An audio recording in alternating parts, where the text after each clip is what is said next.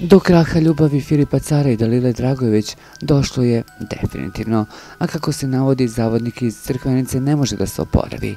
Car je potpuno slomljen i uplašen, siguran je da je Dalila sa majkom bacila neke vrađbine na njega. Mnogo se plaši toga i baš popušta sa živcima, navodi izvor.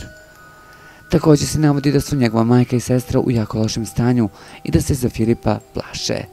I majka i sestra su mu preplašene, po ceo dan plaču, ne znaju šta da rade sa njim, on se ne trezni. Mrtav pijan legne da spava, a onda ujutru, čim otvori oči, nastavi sa pićem i to cepa samo žestoko. Predlagale su mu da potraži stručnu pomoć i da zajedno sa njim odu do nekog psihologa ili psihijatra, međutim on za to neće da čuje.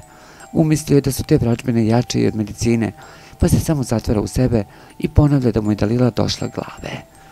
Majka i sestra su baš zabrinute, hoće na silu da ga hospitalizuju ako se ne smiri za nekoliko dana. Situacija je baš opasna i ozbiljna, baš mu nije dobro, ali morat će, kako zna i ume, da se sastavi, u suprotnom će završiti u ludnici, zaključuje izvor.